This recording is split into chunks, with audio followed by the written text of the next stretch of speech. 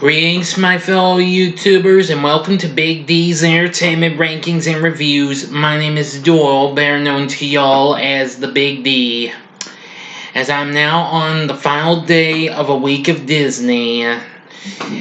So now I am proud to bring to you another back-to-back review, and this time I bring to you Escape to Witch Mountain from 1975 and Return from Witch Mountain from 1978. So here we go with the first one, Escape to Witch Mountain, which, well, I'm kind of considering this an early anniversary because it'll be turning 45 in March of next year, so that's good to hear. Anyway, I have seen this 3 times, not as much as I wanted to, but I've been wanting to see this for some time, but I've caught it on TV in its entirety, and, well, I've actually come to like this movie. This is based on the book of the same name, although there are some slight differences than it is in the book, though, in the story. But, well, that's hard to explain, because I've never read the book, though, but, well. Anyway, and the film was directed by John Huff, and it stars Eddie Albert, best known for playing Oliver Douglas on TV's Green Acres, and also in the original Longest Yard with Burt Reynolds. Ray Milland, and Donald Pleasence, who, of course, was in numerous movies, including the original Fantastic Voyage and You Only Live Twice, where he played Ernest Blofeld, the popular James Bond villain. And this was before he did the original Halloween, 3 years later. Well, and of course we also have the youngsters we see in this. The film's about these two siblings whose surname they initially know only as that of their deceased adoptive parents, Malone. And their names are Tia and Tony. Tia is played by Kim Richards. Now, I will point out, I just learned something here. Her kid sister, Kyle Richards, who would later be a co-star in Halloween, and also she and her sister both appeared in the cult classic horror flick The Car a couple years later with James Brolin. Now, she actually appears in memories of Tia's, but however, Kyle was uncredited from that, though. But anyway, yes, Kim Richards, her sister, plays Tia Malone. Playing her brother Tony is Ike Eisenman. Now, they have special powers beyond belief, as much as what they hear from this guy they stole away in his motorhome, Jason O'Day. That's Eddie Albert's character. He's an embittered widower who decides to travel across the country in his motorhome. But anyway, now back to these two kids. Tia's powers are psychic, and as for Tony's, he's got telekinetic powers. So, you think that's pretty cool? Yeah. Anyway, we start out at an orphanage, and that's where we meet the two siblings, and they face difficulties stemming from their strange powers. Now, of course, Tony can psychokinetically move and control inanimate objects with the aid of his harmonica. Yes, that's pretty cool. That's another good thing I liked about this, because I liked playing harmonica when I was a kid. Never could get to the tune, but I just loved it. And Tia can, of course, communicate telepathically to Tony, and commune empathically with animals, and experience premonitions. Tia also possesses minor telekinetic abilities, and she carries a star case with her at all times, which eventually reveals a strange map. Apparently, Tia has fragmented memories of her early childhood, including an accident at sea and a man she later remembers as her and Tony's uncle Benet, who is actually played by actor Denver Pyle. Most of y'all knew him best as Uncle Jesse from TV's The Dukes of Hazzard a few years later. But of course, Pyle also did other TV shows and movies. The only other thing I could remember him doing before this was the John Wayne movie Cahill, United States Marshal. But enough about that. Well, apparently, during a field trip to see a movie, Tia experiences a premonition and warns wealthy attorney Lucas Duranian, let's see, that's Donald Pleasance's character,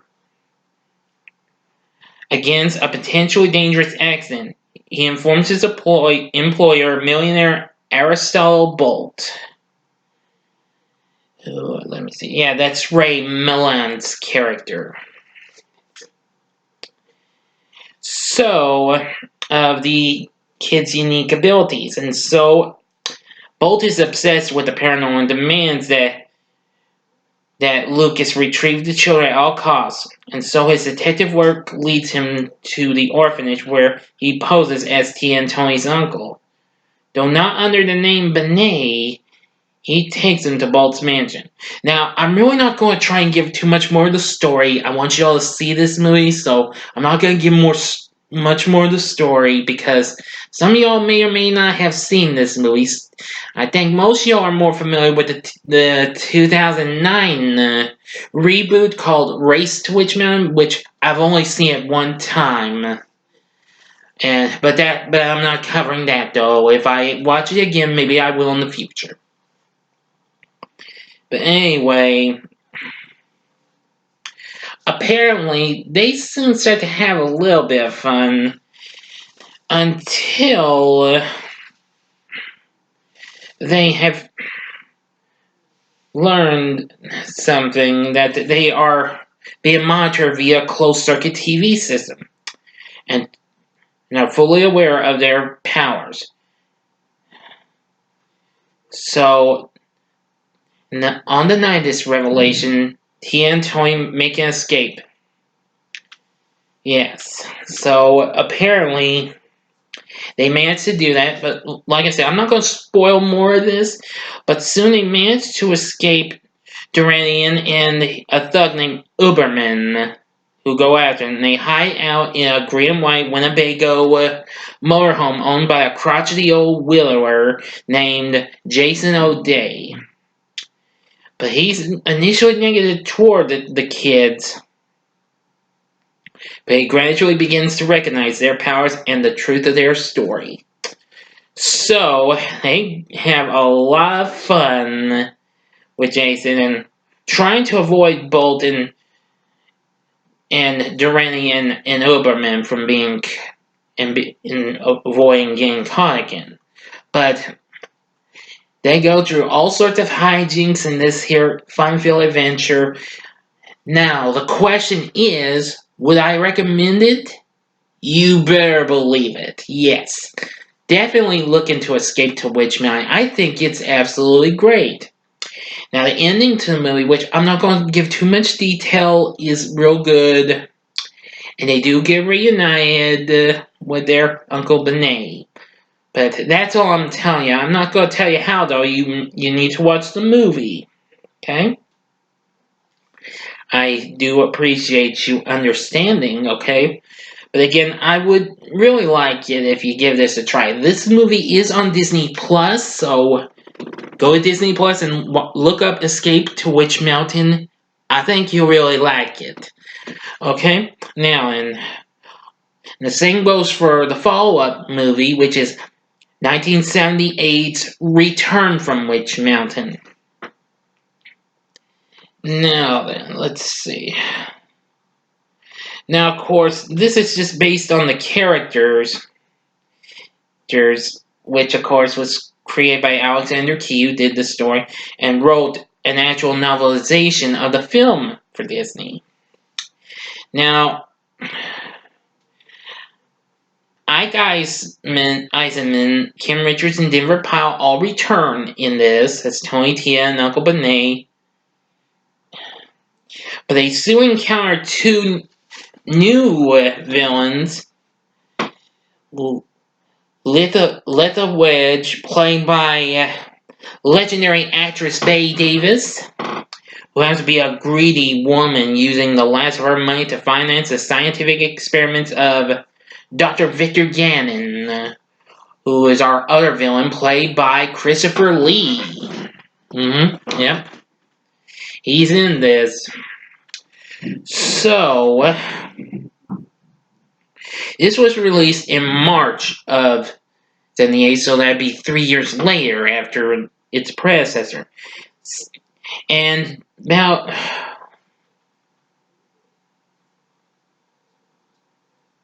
a half a year later, it would be re-released on a double bill with its predecessor, Escape to Witch Mountain. And there would also be a television film called Beyond Witch Mountain in 1982, but I really don't know much about it, though.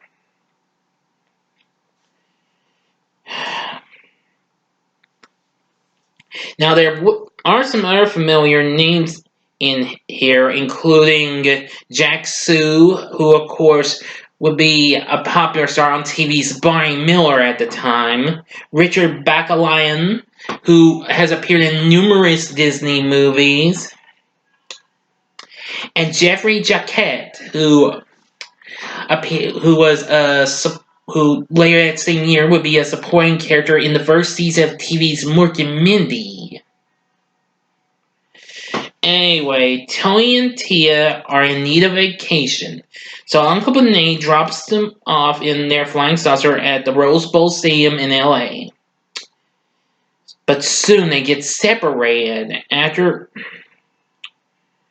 Dr. Victor Gannon and his assistant Letha Wedge happen to see Tony using his powers to save Letha's nephew from certain death. So, Gannon drugs Tony with a tranquilizer shot and takes him back to their laboratory. He successfully tests a new mind control technology on him, and so Tony's completely hypnotized and does everything that his kidnappers want him to do, including stealing gold from a museum exhibit and stopping Tia from finding them. Well, Tia comes across these would-be tough kids who are calling themselves the Earthquake Gang, but they're being chased by the Golden Goons, in which Tia then telepathically gets rid of them. So this gang of boys accept her into their gang and help look for Tony, and they let her sleep in their secret hideout, where she often gets many visions of where her brother is. First, the Gold Museum, and learns that he's controlled by a chip attached to his ear. But apparently, unbeknownst to him, he is being... Tony is helping with the goal, but is unfortunately followed by a truant officer named Mr. Yokomoto, who is also after the Earthquake Gang kids as well. And he thinks Tony has to go to school and chases them in his minibus, but unsuccessfully. So, like I said, I'm not going to try and give more details on the movie, because more of the story, because then it would spoil everything. So, I will tell you that after a few unsuccessful lookings, Tia finally manages to find where Tony's being held and frees him.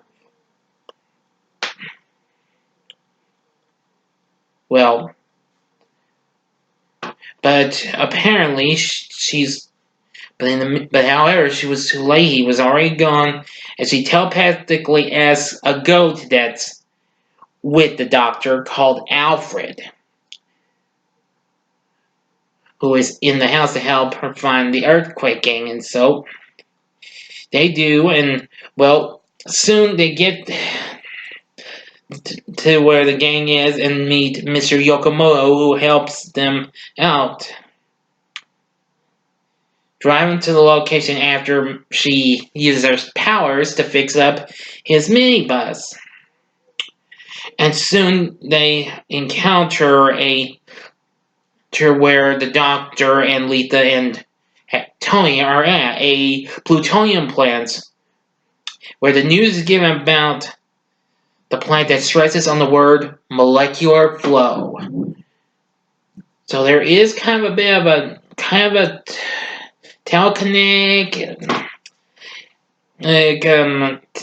telepathic fight between the two siblings in order to break Tony free of control and stop those two. But I'm not really going to tell much of how that goes either, okay? You need to see this movie.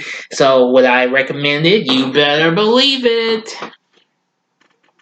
So, like I said, give Return from Witch Mountain a try as well. I like them both. They are very good, and I like how the stories go. I like the characters are pretty good, especially Ike Eisenman and Kim Richards as Tony and Tia. Those characters were absolutely very good. And I like their performances. They were very good actors and great characters in these two movies. Now, after the TV movie, there would be, of course, a reboot in 2009. That would be Race to Witch Mountain.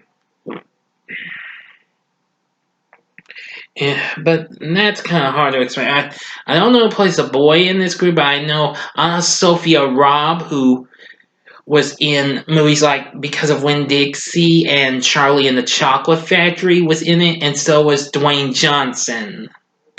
But like I said, I have only seen it once. Not going to be reviewing it. Maybe another time, perhaps. But anyway, that's going to do it for my reviews of Escape to Witch Mountain and Return from Witch Mountain. Please feel free to let me know what you thought about one of these movies or both of the movies in the comment section. And like and subscribe to my channel and be a part of the Big D Nation. Join me again later today or tonight when I bring to you my final week of Disney review, and it will be on the Disney Pixar flick that recently turned 15 earlier this month. It's, you guessed it, The Incredibles. So, until next time, I'm the Big D saying, see ya!